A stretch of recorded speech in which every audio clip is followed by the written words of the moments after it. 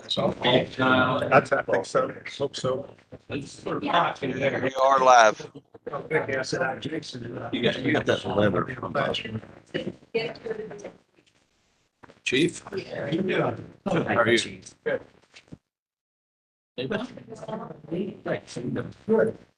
Hey, Herb. I left the original sign that letter in case somebody comes in later. Okay. David. Thank you. So you're, Big statements. oh yeah, said you were down in North Carolina. Did you get to the Outer Banks? Working at Sat down for 5 days though. with I did not realize.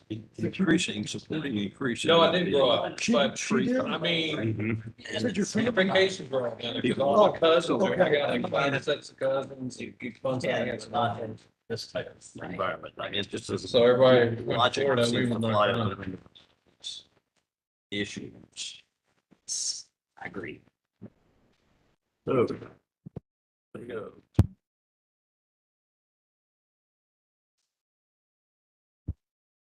We're doing. It's time.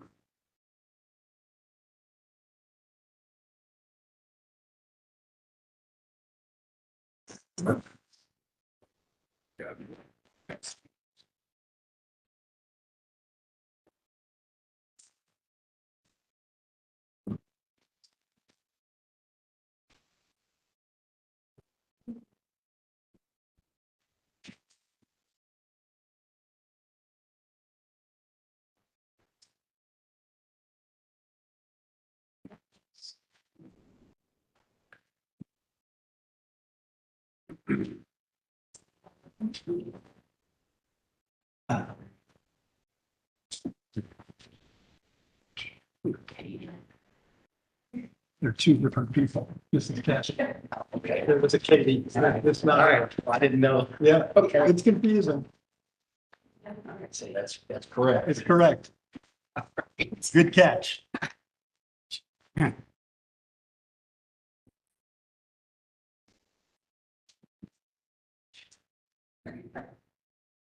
Bingo. Hello, John. Doug. Good evening, everyone. It's 7 PM. So I'll call to order the Monday, September 18, 2023 regular meeting of the City Council of the City of Prospect. We're going to go a little bit out of order. We have a guest, Claudette Patton, who's a candidate for family court judge. And I've asked her if she would make a few remarks so she can move on to another event she's got. If you're live streaming, where would be the best place to be? Microphone. Behind the microphone. Microphone, yeah, please. I have to have my back to the audience. Mayor, Councilman, Chief, thank you so much for having me tonight and give me a few words to introduce myself to you and to members of the community.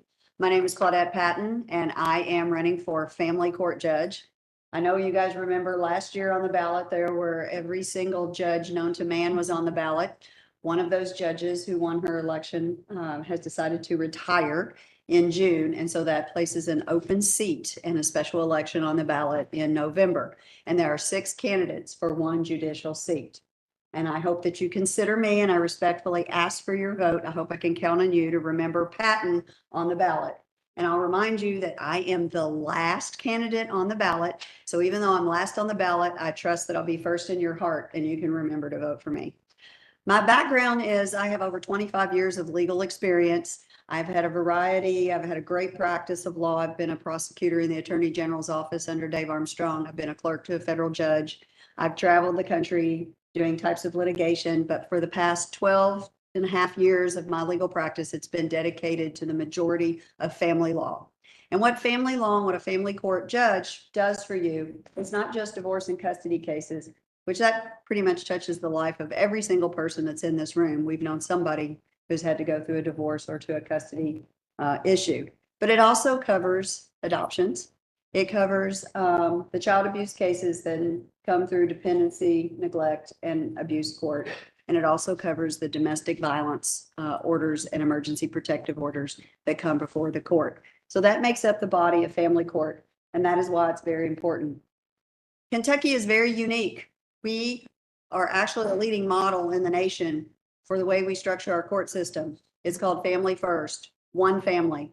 We put our families first, and we have one judge that oversees every single aspect of a family court interaction with someone and children that come to court. So if it starts with an emergency protective order and leads to domestic violence, all the way through completion of the cabinet and all the way through divorce and custody, it is the same judge that hears all the evidence. And we are the leading model of that. And I look forward to be able to be at cutting edge in Kentucky in family court reform.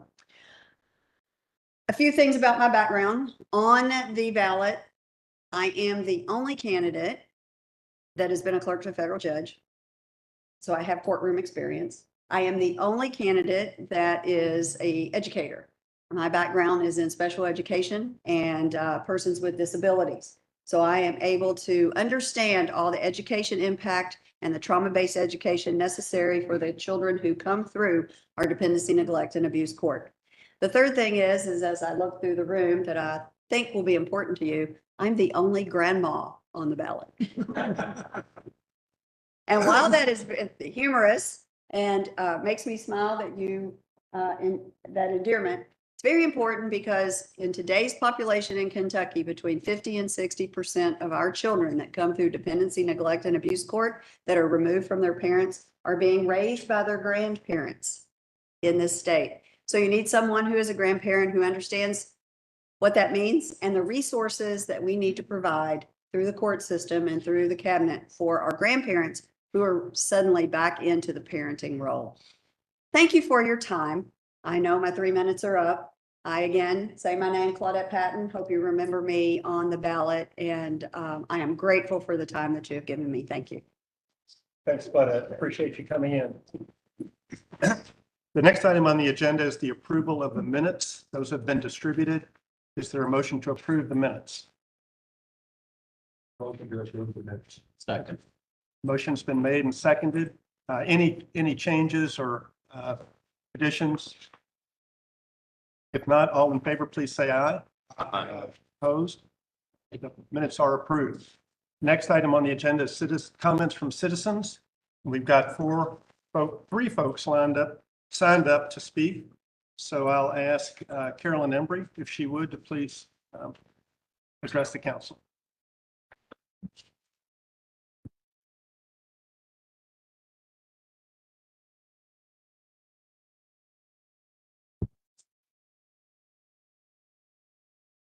My name is Carolyn Embry. I live at 8008 Wayano Court, and my comments address the solar panel ordinance.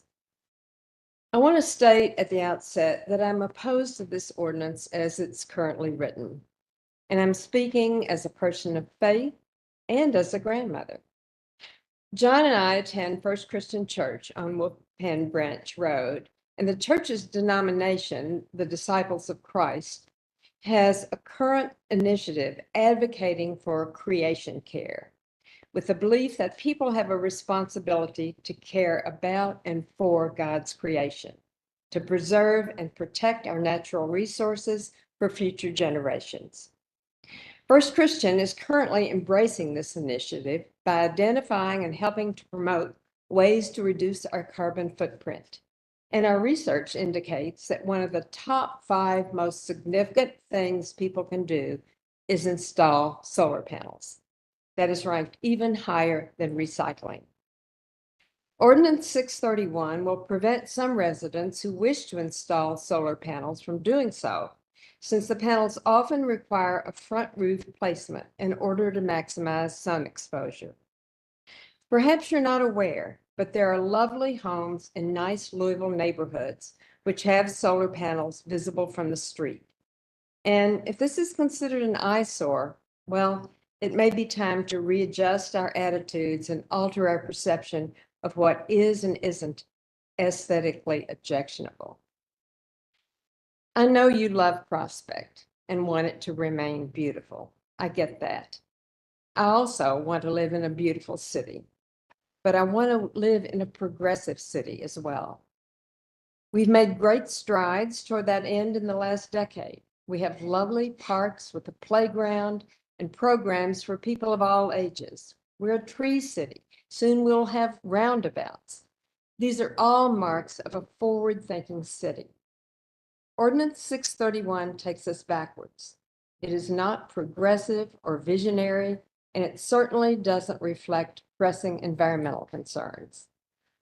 A vote in favor of the ordinance would likely result in negative publicity for the city, the council, and the mayor.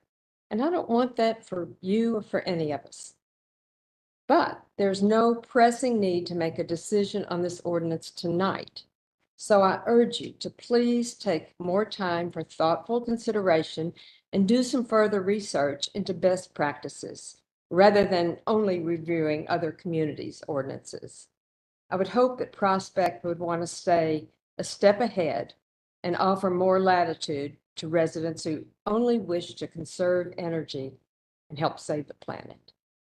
As always, I thank you for listening, and I have a handout. This is a home in the Bardstown Road area, near the Douglas area. Well, thanks. Thanks, Carolyn. Appreciate that. Appreciate your remarks in the handout. Also speaking on the solar ordinance is Ann Shelby.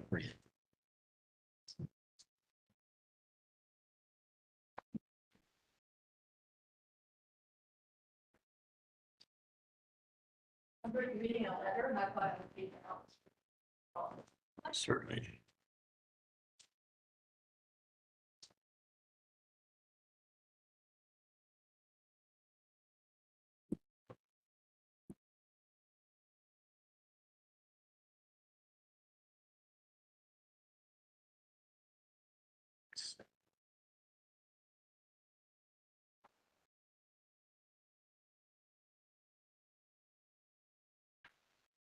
I'm reading a letter from David and Fife Wicks, since they were not able to attend today. Dear Mayor Farnsley and members of the Prospect City Council, I'm writing to you regarding the proposed ordinance concerning the restriction of solar panel installations, specifically Section 162.01B, design. This section aims to prohibit solar panels on rooftops that face the road. This is a deeply concerning proposition that runs counter to the urgency of the environmental challenges we currently face. It is essential to recognize that we are in a climate crisis that requires immediate and transformative action. Solar panels are not simply a cosmetic adjustment.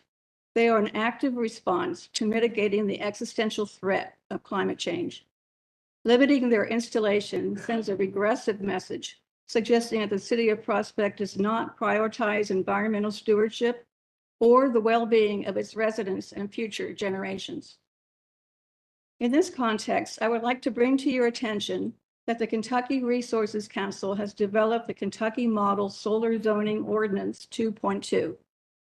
This comprehensive framework is designed to guide communities like Prospect in implementing solar energy systems in a manner that balances the needs of the residents with the environmental imperatives. Adopting this statewide model could provide Prospect with a thoughtful and balanced approach to encouraging renewable energy. Solar panels should be seen not as a visual nuisance, but as an ethical and ecological imperative. Their visibility can serve as a catalyst for community engagement and discussion, encouraging neighbors and passersby to also take steps toward reducing their carbon footprint. To obscure them from public view is to diminish their educational and inspirational value, and to miss a critical opportunity to lead by example. While our own residents cannot accommodate solar panels due to the tree canopy over our south-facing roof, we would have wholeheartedly embraced this technology had our circumstances been different. With climate-related events becoming increasingly frequent and devastating, it is paramount that cities like Prospect lead the way in adopting sustainable energy solutions. We regret that we will not be able to personally attend the Prospect City Council meeting on Monday, September 18th to express our concerns. However, we urge you to consider this letter as a strong testament to our deep reservations about the proposed ordinance. We hope you will reconsider this limitation and instead look to the Kentucky Model Solar Zoning Ordinance 2.2 as a more progressive and balanced solution. Thank you for your time and consideration. We remain optimistic that you will make the ethical and responsible choice that aligns with the urgent demands of our time. Sincerely, David and Fife Wicks. Thank you, Ann. Thank you. Please tell David and Fife we appreciate their comments. Thank you. And John Shelby.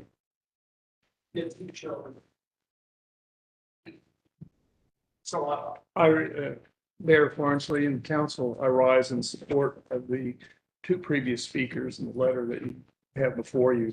I would, in reading this in great detail, the proposed ordinance, as well as also doing some of my own research, I was led by the sneaking suspicion that there's a feeling that solar panels are something that people consider maybe optional, that they would not be beneficial, or they would not improve or increase the value of the homes that use them.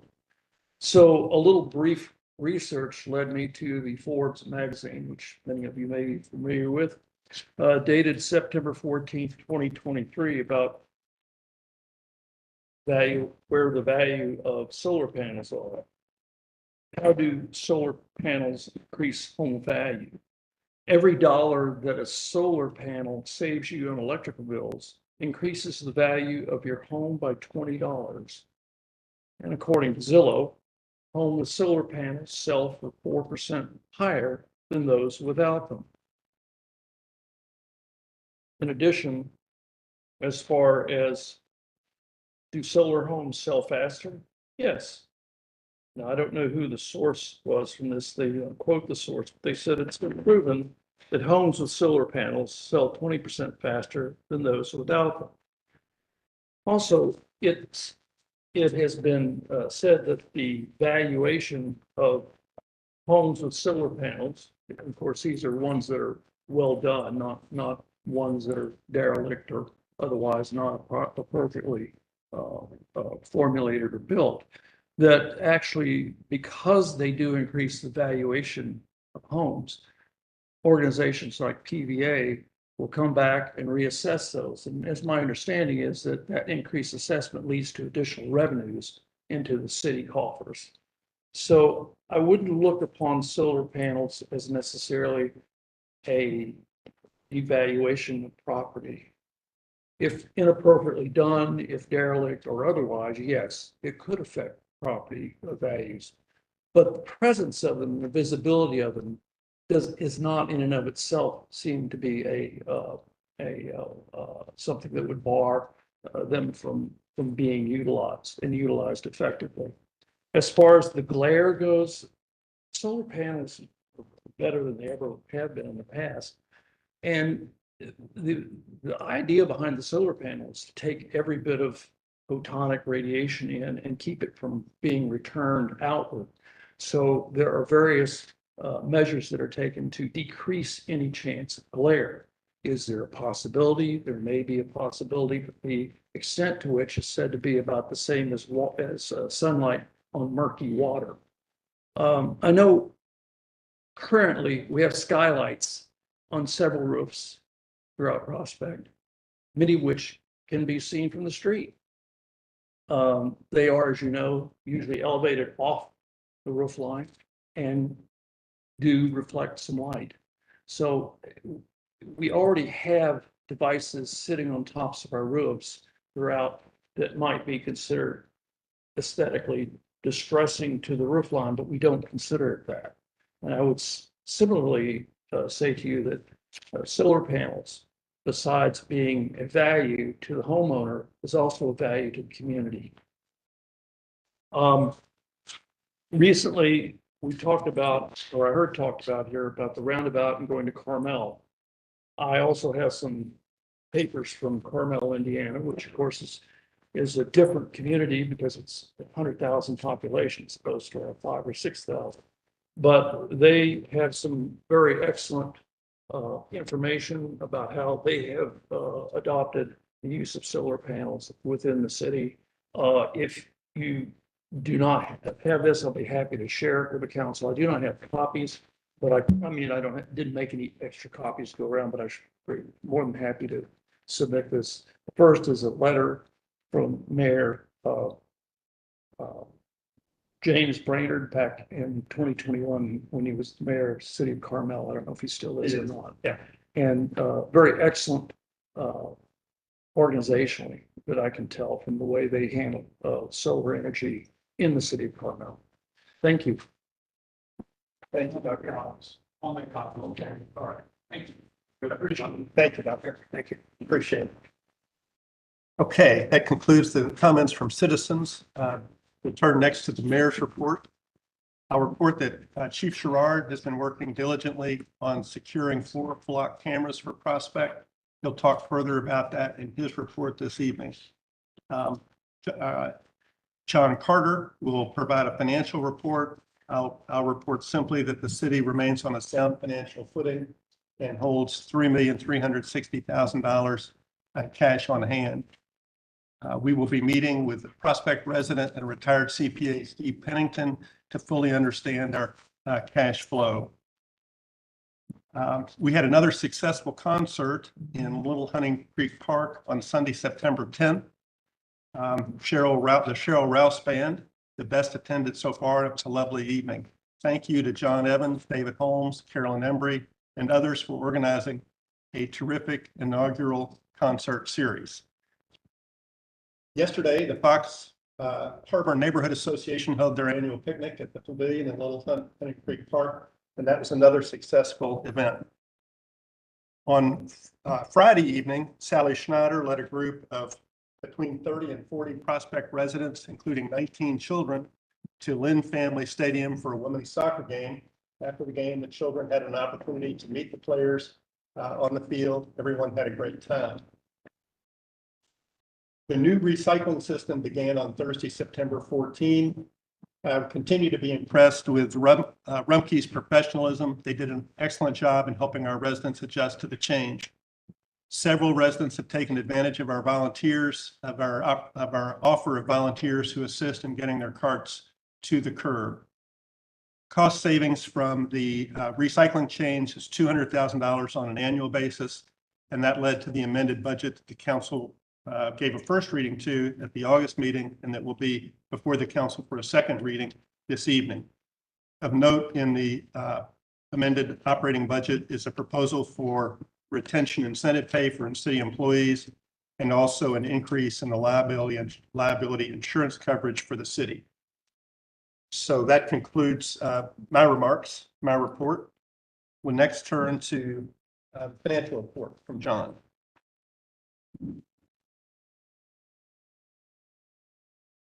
So the financial reports were distributed by email. Hopefully everybody had a chance to look at that. And I'm just going to summarize what it presented. So our cash on hand at the end of August was $2.9 million.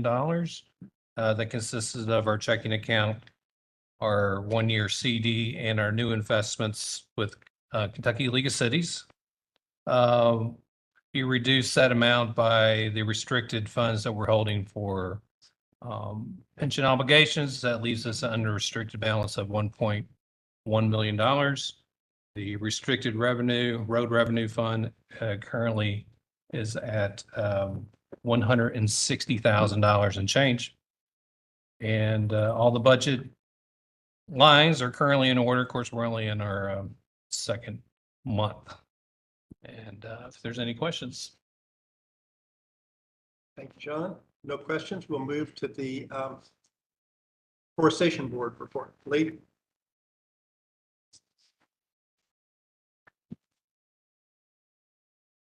I'll begin with a little story that's not in the written report, but good news. Last year, we had an issue with a builder who was putting a home up in the breakers, had a hazardous tree on his property, which was first reported by a neighboring property owner in his book, was concerned about it. Of course, our arborist looked at it and deemed it to be hazardous, but the builder took no action to remove the tree. Finally, actually, the city removed a tree at a cost of $3,000 and the forestation board imposed a fine on the builder of $500. But the builder took no action to repay the city or to pay the fine or anything else. But our city administration, I know particularly John Carter and Rick Wilson, took real action and imposed a limit on the builder getting any more building permits till they paid up, okay? So that has happened, and $3,500 has come into the city treasury. In the written report, we still deal with hazardous trees, and there's 7 trees have been deemed to be hazardous on private property, and the actual locations in general are listed in my report. Highway 42, Newburgh Court, Westover, Innisbrook, Charlotte Court, and property owned by Bridgepoint HOA, and another one on Old Creek Way. Actually, the Old Creek Way one, the property owner realized that a pin oak in front of his property was seriously declining, and came to the forestation board and requested, as required by ordinance, that the board approve the removal, and we did. We also note that the nuisance ordinance specifies clearance over streets and sidewalks, so 8 feet and 13 feet. That's also in the forestation ordinance, but we're not involved with any of these trees right now. But we point out that actually code enforcement can address any overhanging tree issues without any involvement of forestation board. It's already in 2 ordinances, and all it needs is a measurement, you might say. And next item we're talking about is fall tree planting, and based on our recommendations from Andrew Hanlon, we voted to plant 9 trees on city property. This planting would occur probably in late November. They were in the process of identifying the species to be planted, and then voting officially to have that purchase. But there would be Sun Valley maple, American holly. They're all listed. The locations are all noted in this report. We point out that this includes 3 Norway spruces, which would be in Little Hunting Creek Park, and being evergreens would help to dampen the highway noise, which is amazingly high. I think when we attend a concert, we can certainly hear trucks, cars going by even on Sunday afternoon. And another thing going on is our Arbor Fest, which is October 21. The trees have already been ordered. We're going to have a newsletter article to help publicize that event. And we're getting some more signage to make people aware of the event, and the participation of our forestation board, and actually parks will also have a little table there. So it's a joint event, you might say. And we decided formally this year, we have leftover trees, which we often do. We're going to segregate these trees and have them planted in the city-owned parks, and not just leave there to be picked up by anybody.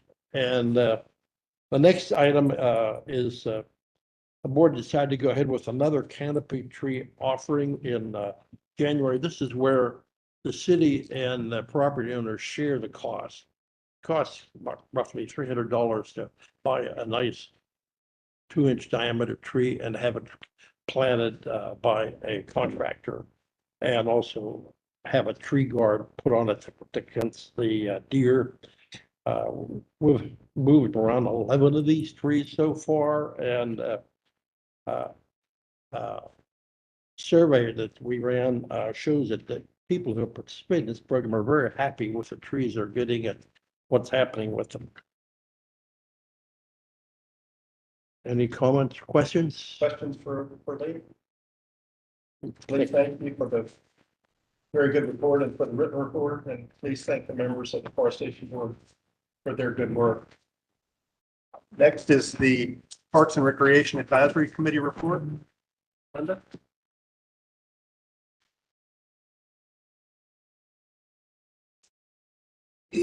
So it's been another busy month for Parks and Recreation, and I will just kind of reiterate some of our mayor's comments. The Cheryl Rouse Band was extremely popular. I understand that there were more than 150 people in attendance. That was on September 10th, and as the mayor mentioned, it was a lovely evening. The Pavilion Event Committee is currently collecting feedback from citizens about this year's performances to help them plan for the next season. I think everyone believes that the season was extremely popular and we need to do it maybe even more next year. I'd also like to reiterate the wonderful turnout for the Racing Louisville Football Club game Prospect Day. And I want to give a special thanks to Sally Schneider. It was her idea. She made all the arrangements. There were 50 tickets sold, and several of the children got to meet team members after the game for a meet and greet. So I think that was wonderful. Once again, Sally Schneider is planning with her cousin Lauren Becker, who's a very talented artist. They're planning another children's craft event that will take place this fall. We don't have a date yet, but they've got plans. So that will be in Little Hunting Creek Park. And the beauty of having the pavilion and a space we can have tables and the playground right there, when the kids finish their activity, they make a beeline for the playground. So that's been very popular. At our September meeting, we were able to welcome our new student representative, Chrysler White. He is a Prospect resident, lives in the Hunting Creek subdivision. He's a senior at St. X and is very active in community service and also the environmental club. And he is hitting the ground running. He's going to be helping us with some activities in the parks. And he also plays rugby. He's a rugby player. In early October, we are going to be planting native plants to populate our new pollinator garden in Harris Creek Park. And if you walk the park, if you take the walkway toward the canoe launch, you will see a rectangular area of dead grass. And we've been killing the turf to plant the native plants. And that will be in the upcoming weeks. And we will be using St. X volunteers for that, recruited by Chrysler. So that's great. And the final thing I want to mention is at the Little Hunting Creek Park playground, we're going to be installing a fence behind the playground. And we're doing this in an effort to make it a little more safe for our younger residents using the playground so they can't easily escape from their parents and make their way down to the creek. We're hoping that this will create a little bit of a barrier and make things a little bit safer for the children visiting our parks. And that's all I have. Are there any questions? Any questions for Linda? Linda, thank you for your report and all the good work you do and that your committee does. We appreciate it. Chief Sherrard. Okay. First of the monthly report, not a lot going on. Our house check's about the same as last month. There is a mistake on the citations this morning. Bill had 8 on there. Apparently she got a stack that was missing, but when I first saw it, I looked into Tony and I said, this can't be right. I've seen a lot more than that come through. So fortunate that he keeps his own copies, so he pulled out his copies and we counted 25 of them. So the records are 25. Let's see. The other stuff, college service, that's about the same. One of the arrests that we had Actually, a lady tapped out in the park or in the shopping center. It was from heroin. She wasn't overdosed. She was just passed out. And when they went over and woke her up, she did come to pretty quickly, but she had the drug paraphernalia and everything in the car. So she was arrested.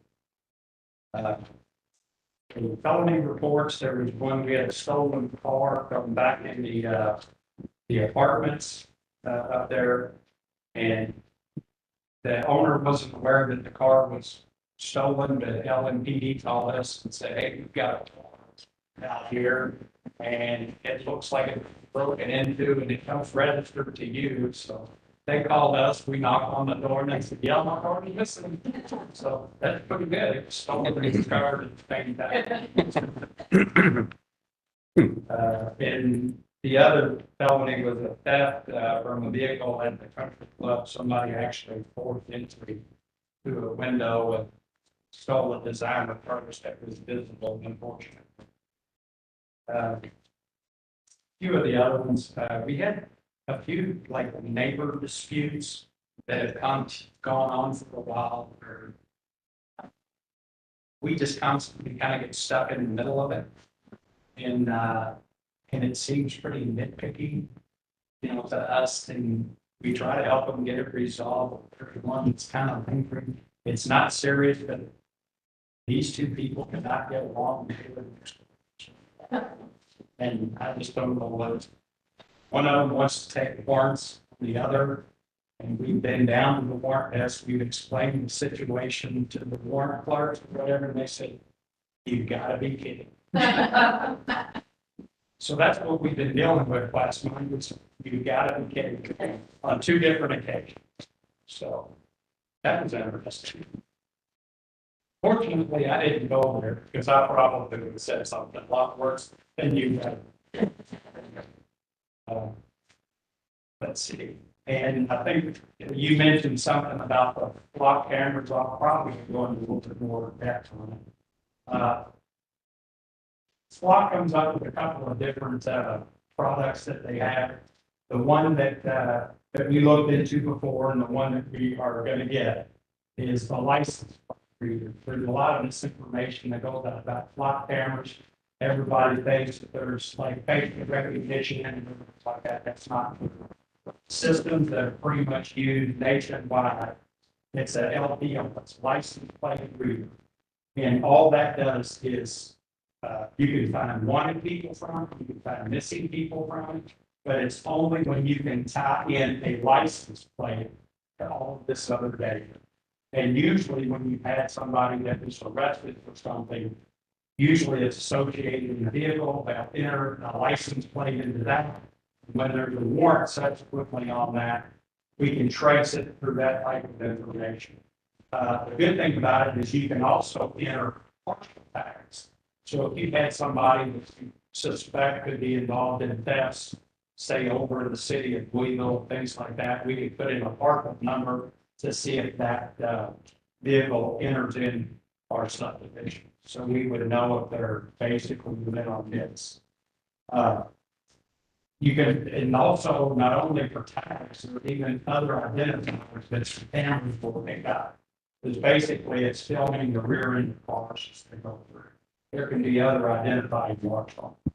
And also by having SWAT, we also have connectivity with all of the other agencies around that also have. And essentially, once you're hooked up, they grant you permission to have access to their files as well, which they've already done because we are already connected because there's already 4 systems or four block cameras being speed. They're already in use in process. There's 3 in the estate section. Concrete, and there's 1 in Innisbrook. And by virtue of those already being online, we already have information on those. And within 2 weeks of Honey Creek having theirs, we actually called a wanted man painting a house over in the subdivision. Because he came through the car, the license plate came up, We just drove through the subdivision for about 15 minutes and found this car on the floor. He was back there thinking, I mean, he wasn't John Gillum, but he did that for him. Actually, it's really scary. So the 4 locations that we had budgeted for 4 cameras. The 4 locations that we had, normally Flock operates on its pole and there's solar power source that's on top. We did run into some issues with that is because every place we wanted to put them, they're already a huge tree line. So we ran into that. So 3 of the 4 that we are going to use, we're using electricity. We're tying into the electrical system of the, like entrance to the subdivision. The 4 locations that we have are Fox Harbor and also where it comes back to the Woodlands. Bridge Point, the main entrance to Hunting Creek, and also Timber Ridge. Said Fox Harbor Woodlands, that's Timber Ridge, Fox Harbor. I went to public school. But Fox Harbor will be the only one that's solar powered. The rest of them will be electricity. If we do lose power, there is also internal batteries that will last 2 or 3 days if we are without power. So those cameras will continue to work. That was one of the concerns for that part of it, and we got that all during the day. So I guess before I move on, does anybody have any questions about Flock? I do. For some reason, the last month, I just happened to notice I pulled up behind 4 different cars that have a license plate holder that has a dark plastic that obscures the license plate number. Have you run into that or have you seen that? And Years ago, we used to, not nearly as much as we do. well, I think it's caught on again. And I doubt very seriously that that camera would pick up a license That plate. camera is unbelievable and they can zoom out. They're incredible. Okay. But, I'll ask them, but I don't expect what they're trying to do. Because that's a violation of anything here on. Has to be. Has to. Well, it is, clearly. And also when, a lot of times when they sell you a car and they put that around the plate, and over, whatever, if they put it all the way around, it obscures the sticker, that's it. So that all that has to be visible. But if there's nothing else on Flock, I mentioned in the last month or so about getting the Narcan here in the box. About 3 o'clock, actually put them out in the park first. It would have come in handy, the lady over there, she didn't actually need it. And part of the training that we had, actually, they were able to put it through video. They sent us video or video training. You can't overdose somebody on naloxone. You continue to get normal. It's something that you can't overdose. You can't ever give them too much, which is a good thing. You can administer it to even babies if they were to accidentally come across it. You can give it to dogs, cats, whatever you get administered to animals. And there's surprisingly very few side effects whatsoever. It's extremely safe to use. And anyway, each car will have at least 4 doses in it. And we're lucky that we're pretty close to the fire department, which involves additional doses. But we got a lot more than that.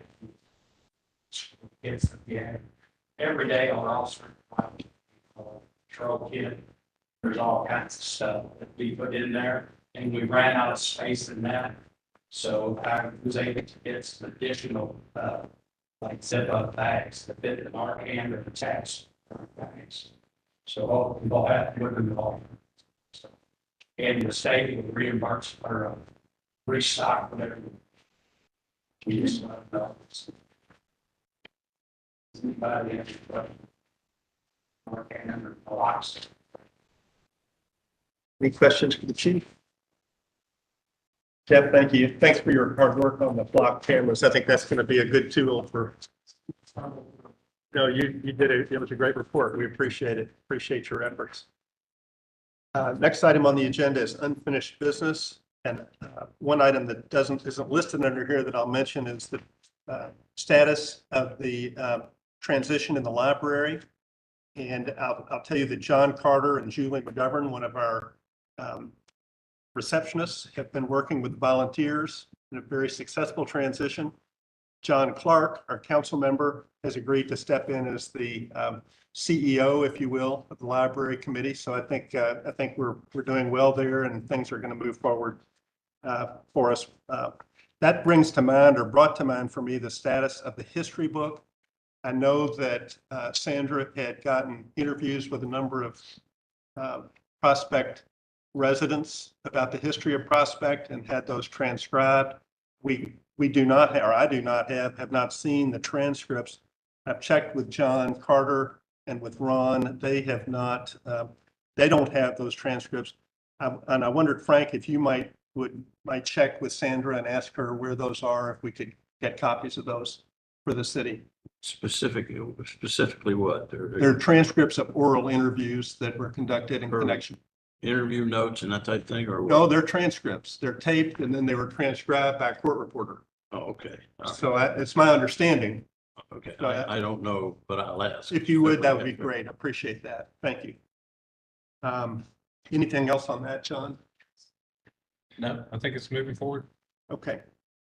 The next item in unfinished business is second reading of ordinance 630, an ordinance amending the budget for the general fund. Is there a motion to give the ordinance second reading and to approve it? I'll move to second reading. Mr. Clark's moved to second reading on the ordinance amending the budget. Is there a second? A second. Okay, discussion. We have discussion. Not, are we ready to vote? Frank Yes. and John Clark, Yes. David, Yes. John Evans, Yes. John Gibson. Okay, that's approved. Thank you. Next item on the agenda is the ordinance, second reading on the ordinance relating to the regulation of solar panels. And I want to thank the citizens who came and spoke. And I want to say that the comments are appreciated, well received. I think the photographs that Carolyn provided to us of the house in the Highlands with the solar panel on the roof is very helpful. As Carolyn knows, I have a concern because of a house on River Road that wasn't done nearly as tastefully as this house, and would hope we can avoid that in Prospect. What I would encourage the council to do, if we have a motion for second reading, is to consider approving the ordinance and then moving forward with different provisions that might accommodate a more, shall I say, tasteful display of a solar panel on the front of a house than is evident in the house that I've referenced on River Road. So those are my thoughts. Is there a motion to give a second reading to the ordinance on solar installations? So moved. Is there a second? Second. And is there discussion? I've already made my comments, but Well, I'd like to just say Please. something briefly. Right now, we have no governance for solar panels at all. So anything goes. So I think putting something in place is a start, and it can be amended later if necessary, and even if we have citizen input. yeah, and I certainly, that's what I would like to see happen. I'd like to see us look at some of these other things, but the absence of any regulation is of a concern to me. I know there are people who are salespeople who are promoting the sales of solar panels, so I hope we can get something on the books and then amend it. Agree. Okay, So Mayor, would you consider, if we vote to approve this, establishing some kind of committee for citizens to help discuss this in terms of us looking at? I think that's a terrific idea, and I will do that, and probably start with some of the good folks who are here this evening to work with us. And David, I might ask you if you would, you're going to shake your head no? I've already got enough. You got enough going on. Okay, well, You got me on everything. we'll work on that. And then Frank, I'm sorry. Just a comment, nomenclature is a little difficult to come by with this thing because I think the word solar panel could be misleading. You've got photovoltaic cells, which are generate electricity. You've got hot water, solar heated pipes. You've got a variety of types of these things that I don't think we really address. We need kind of an all-encompassing solar panel issue. And it's just interesting, as the chief pointed out, here we have a very forward-moving, progressive effort to improve the tree canopy, which seems to be at times diametrically opposed to solar panels. Can be, So yeah. just comments. Yeah, that's Anyway. okay. Any other comments? I would say, and I had this discussion with our residents, as the technology will continue to advance. So maybe less is more at some point. We're ready to vote? John Gibson? Yes. Okay. Mayor Evans? Yes. David Holmes? With the mayor's commitment to establish a committee, I vote yes. Okay, John Clark? Yes. Frank Fulcher? Yes. Okay, the ordinance is approved, and I guess in both cases, we need to read the ordinances. So we'll go back to the ordinance amending the budget. I don't remember who made the motion to approve. John, I I think you did. made that motion. Would you give that the second reading? Ordinance 630, Series 2023, an ordinance amending the budget for general fund of the city of Prospect for the fiscal year beginning July 1st, 2023 and ending June 30th, 2024. David, I think you may have made a motion. Frank did. Frank, would you give a second reading to the ordinance on solar installations? Second reading ordinance 631, series 2023, and ordinance relating to the regulation of solar installations in creating a new chapter 162 of the City of Prospect Code of Ordinances for that purpose. Thanks, Frank. Appreciate that. Under, next item on the agenda is new business. And under that heading, we have an order, municipal order 3, which is order consenting to the nomination of former Mayor Eberly of the city to serve on the City of Prospect Ethics Commission and affixing a term of office there too. And I know we all know Mayor Eberly is his CV. I think it's included in the materials that were passed out this evening. Is there a motion to approve that municipal order? Yes, so moved. Mayor Evans has made that motion. Is there a second? Second. Thank you, Don. Is there discussion? All in favor, please say aye. Aye. Oh, I'm sorry, John. No, I'm here for questions as much as anything, Mayor. One thing that isn't said there is Gordon Costley, who has served now for, I guess, about 4.5 years, spends half the year in Florida, and he doesn't feel it's fair to continue in that position. I literally begged him to be reappointed until we could find someone, and he agreed. But it's September, and is he gone yet? I don't know, but he's close to going, and so he has resigned, and Mayor Eberly graciously agreed to help out. Mayor Eberly appointed me when he was the mayor, and as I understand it, he was the first mayor that actually populated the commission. The legal documentation was required by the Commonwealth, and but there's never been a committee appointed. So he appointed the first committee, and then he served briefly on it. I've forgotten now the dates, but probably 2013, 14, somewhere in there. And he's a wonderful resource. And I'm very, very, very glad to have him back. Well, John, my apology for preempting your comment. Like I said, I was here mostly just to answer any questions. And thank you for your service. We really appreciate it. Very appreciative. Well, we do have a little work we're going to have to do, so you'll hear from us again. Okay. Before too long. Well, you hear from us January 1st when it's time to send forms out. Well, thanks again. So I will ask again, is there any further discussion from the council? If not, I'll ask again, all in favor of Mayor Everly being appointed to the Ethics Commission, please say aye. Aye. Opposed? Okay, Mayor Everly has been approved, and Gordon Cosley is off the hook. We can pass that on. Tell him we thank him for his service also. We will get, Okay. I think that concludes the agenda. Anything else we need to discuss? If not, is there a motion to adjourn? Motion to adjourn. Second. All in favor, please say aye. Aye. You adjourn. Thanks, everyone. Get to the ball game. Enjoy.